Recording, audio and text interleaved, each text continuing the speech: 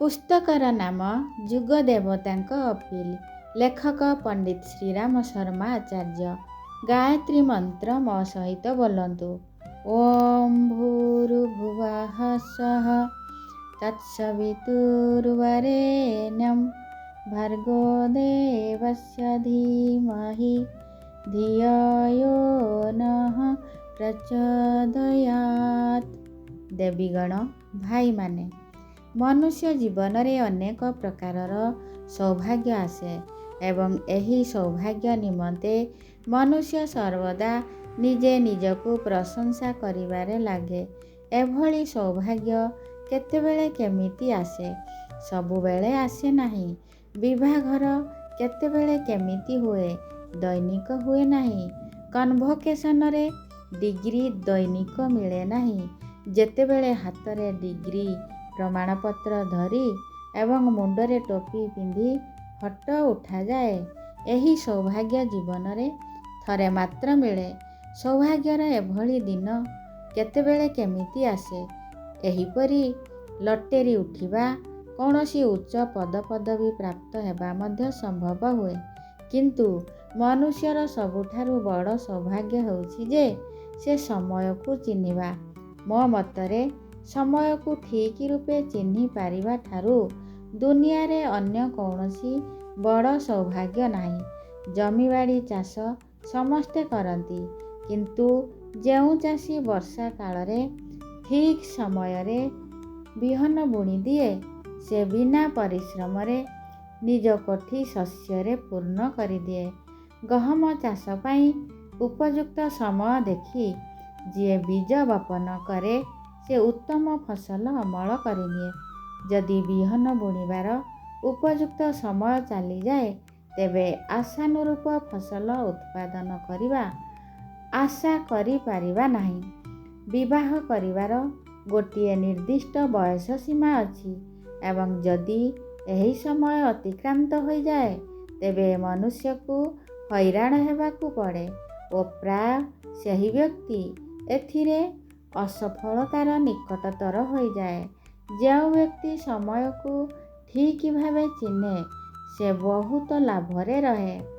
ଗାଡ଼ିରେ ରିଜର୍ଭେସନ୍ ହୁଏ। ଯେଉଁ ବ୍ୟକ୍ତି ଠିକ୍ ସମୟରେ ପହଞ୍ଚି ଲାଇନରେ ଠିଆ ହୋଇଯାଏ, ତାଙ୍କୁ ଗାଡ଼ିରେ ସିଟ୍ ମିଳିଯାଏ। ଯେଉଁ ବ୍ୟକ୍ତି ଟାଇମକୁ ଅତିକ୍ରମ କରି ଏହାକୁ ଛାଡ଼ିଦିଏ, ସେ ବହୁତ ହଇରାଣ ହୁଏ। ବର୍ତ୍ତମାନ ମୁଁ ଆପଣଙ୍କୁ ସମୟର ମହତ୍ତ୍ୱ ସମ୍ବନ୍ଧେ କହୁଥିଲି। କାହିଁକି ଏକଥା କହୁଥିଲି? ଏଥିପାଇଁ କହୁଥିଲି, ଯେଉଁ ସମୟରେ ମୁଁ ଏବଂ ଆପଣମାନେ ରହିଛେ, ତାହା ଏପରି ମୂଲ୍ୟବାନ ସମୟ ଯେ ଏହା ମୋର ଏବଂ ଆପଣଙ୍କ ଜୀବନକାଳ ମଧ୍ୟରେ ଏବଂ ଇତିହାସରେ ପୁନର୍ବାର ଆସିବ ନାହିଁ। ଆପଣଙ୍କ ଜୀବନରେ ମିଳିବା ତ ଦୂରର କଥା, ଆସୁଥିବା କେତେ ପିଢ଼ିକୁ ମଧ୍ୟ ଏଥିପାଇଁ ବ୍ୟାକୁଳ ହେବାକୁ ପଡ଼ିବ ଏବଂ ସମସ୍ତେ କହିବେ ଯେ ଆମର ବାପ ଅଜାମାନେ ଏଭଳି ଭଲ ସମୟରେ ଜନ୍ମ ହୋଇଥିଲେ, ଯିଏ ଏହାର ଲାଭ ଉଠାଇ ନେବେ। ଘର ପରିବାର ଉନ୍ନତି ହୋଇ ଚାଲିବ। ସମାଜରେ, ଇତିହାସରେ ତାଙ୍କର ନାମ ସ୍ୱର୍ଣ୍ଣାକ୍ଷରରେ ଲିପିବଦ୍ଧ ହୋଇ ରହିବ।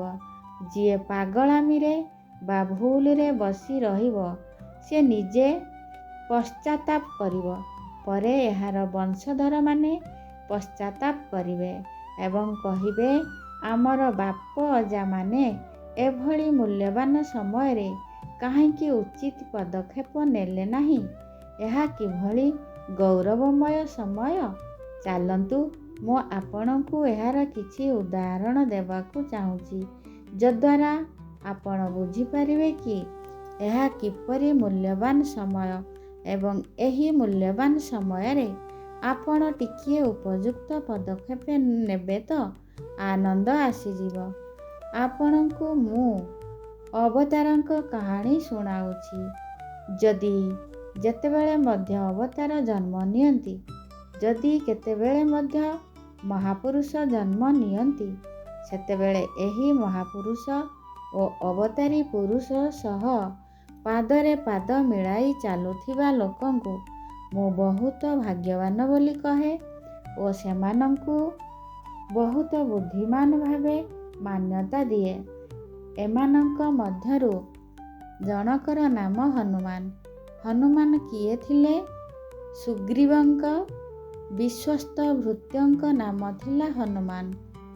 ସୁଗ୍ରୀବଙ୍କୁ ଯେତେବେଳେ ତାଙ୍କ ଭାଇ ମାରପିଟ କରି ତଡ଼ିଦେଲେ, ସ୍ତ୍ରୀ ପିଲାମାନଙ୍କୁ ତାଙ୍କଠାରୁ ଛଡ଼ାଇ ନେଲେ, ସେତେବେଳେ ସୁଗ୍ରୀବ ନିଜ ବିଶ୍ୱସ୍ତ ଭୃତ୍ୟ ସହିତ ଋଷ୍ୟମୁଖ ପର୍ବତ ଉପରେ ରହିଲେ।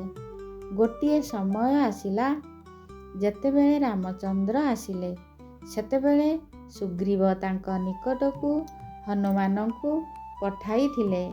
ହନୁମାନଜୀ ବାମନ ବ୍ରାହ୍ମଣ ରୂପ ଧାରଣ କରି ତାଙ୍କ ନିକଟକୁ ଯାଇଥିଲେ, କାରଣ ତାଙ୍କୁ ଯେପରି କେହି ମାରପିଟ ନ କରୁ। ତେବେ କ'ଣ ହନୁମାନ ଦୁର୍ବଳ ଥିଲେ? ହନୁମାନ ଦୁର୍ବଳ ନଥିଲେ ତ ବାଳୀଙ୍କ ସହିତ ଲଢ଼େଇ କରିଥାନ୍ତେ।